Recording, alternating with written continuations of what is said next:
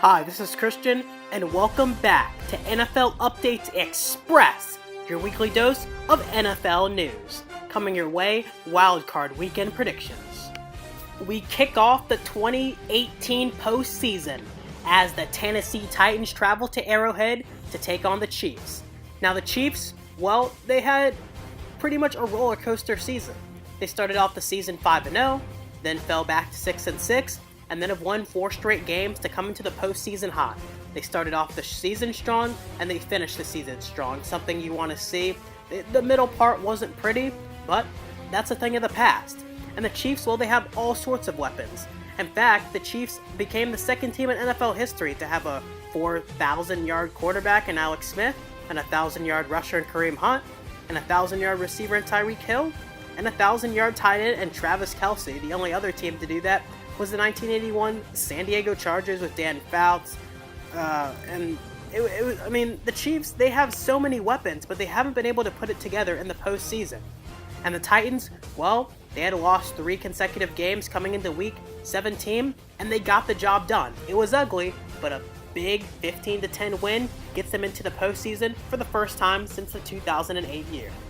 Now, who will win this? Well, Marcus Mariota hasn't been playing great, but with his legs and Derrick Henry on the ground, they could get an upset against a Chiefs team that has proven to be inconsistent this year.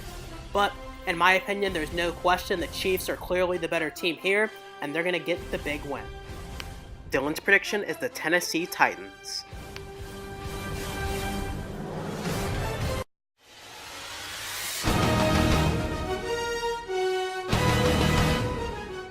Hey, I'm Andy, and I'm back on NFL Updates Express to commentate on the Atlanta Falcons Los Angeles Rams football game on Saturday night. It is the Rams' first appearance in the playoffs since 2003, and as we all know, it's the Atlanta Falcons' first playoff appearance since the Super Bowl choke. And in this game, I think it's going to be close. The Falcons are coming off a tough, gutsy, playoff-like game this past weekend against the Panthers. I think they're going to be most prepared as Jared Goff comes off a rested weekend alongside Todd Gurley with the good coach and Sean McVay. I think it's going to be a close matchup. I think the Falcons will eventually pull ahead and take the lead, winning 9-6. And as always, keep your stick on the ice. It's the Atlanta Falcons, the 6th seed, taking on the 3-seeded Los Angeles Rams as the greatest show on turf returns. Now for the Rams, well, they've had a pretty amazing turnaround. Sean McVay, the great hiring from the Redskins, and well, it's been an amazing season for the Rams. Jared Goff looked like a bust. And well, Sean McVay, Todd Gurley, and Goff have turned this Rams team around into a perennial dumpster fire and to a possible contender for the Super Bowl this year. Now for the Falcons, well, it seemed like they're going to suffer from the Super Bowl hangover midway through the season. But a lot of late season wins, including a big one in Week 17 to clinch their spot in the playoffs. And now the Falcons, well, if they could win this, they get a date against the Philadelphia Eagles, and who knows, we could see them back in the NFC Championship game. But it won't be easy against the Rams, especially traveling cross-country to Los Angeles. The Rams' defense, headlined by Aaron Donald, is going to be a tough one to face. And, I mean, this game could go either way. The Rams don't have a lot of postseason experience, and the Falcons obviously made it to the Super Bowl last year. But, I mean, I don't know. I can't pick against the Rams right now the way they've been playing this year. And so ultimately, I'm going to take the Rams in a close one, 24-17. Dylan's prediction is the Los Angeles Rams.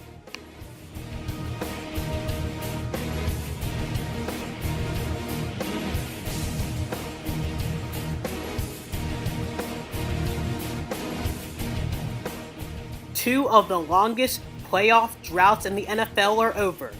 The Buffalo Bills party like it's 1999. The only professional sports team to not make the postseason in the 21st century in North American top 4 sports, and the Bills are back.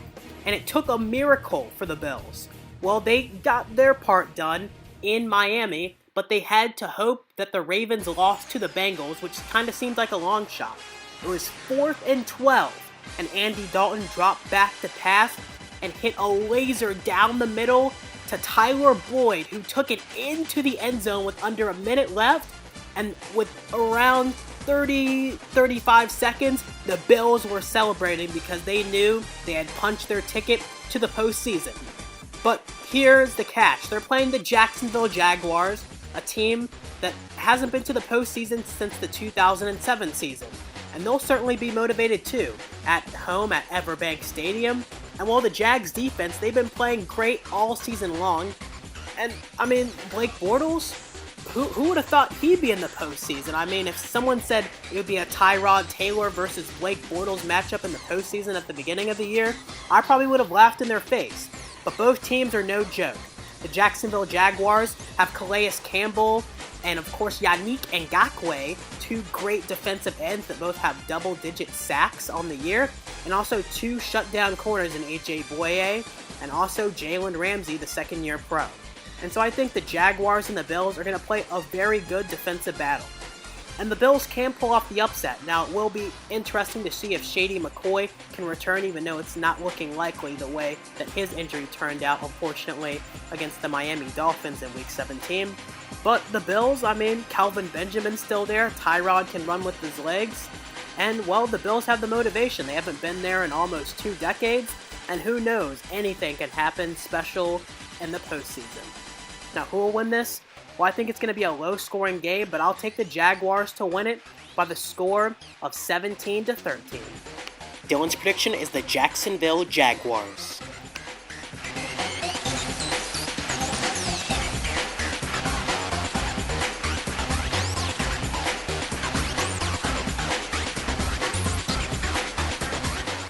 It's the third matchup of these NFC South foes, as the 5th-seeded Carolina Panthers take on the 4th-seeded New Orleans Saints. Now, the Panthers had a golden opportunity to win the NFC South because the Saints lost to the Buccaneers in Week 17, but the Panthers couldn't hold up their end of the bargain, losing to Atlanta 22-10, as Cam Newton had a catastrophic performance in one of his worst career games, throwing 3 interceptions. But it just didn't seem like the Panthers were motivated. Now, against the New Orleans Saints, a team that has beaten them down to the ground twice, the Panthers should be ready for this one.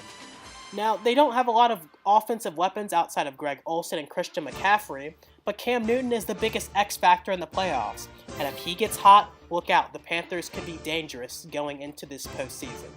Now, for the Saints, they've arguably been the league's most consistent team outside of maybe the Minnesota Vikings, as the Saints, well, their running game has been the staple, a big surprise compared to years past where Drew Brees has been carrying their offense. Now they can rely on the rushing attack of Mark Ingram and Alvin Kamara. And well, this game, it will be a lot closer than the previous 2 Panthers versus Saints matchups. And although the Panthers seem to be a team that can compete on their defense, I just don't trust the Panthers' offense to score enough points against a New Orleans team that has just seemingly have the Panthers' number this year. And so who will I pick in this matchup? I'm taking Drew Brees and the New Orleans Saints to get the job done at home. Dylan's prediction is the New Orleans Saints.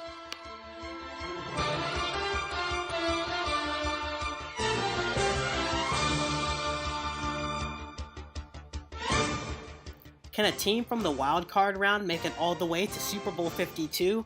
Well, I'll look at 3 contenders in my mind. First, we'll look at the obvious and the New Orleans Saints. Now, they have a tough matchup against the Carolina Panthers, a team that knows them well, and they've played, obviously, being in the same division. But the Saints seem to have the edge in that matchup, and then you look at their entire roster.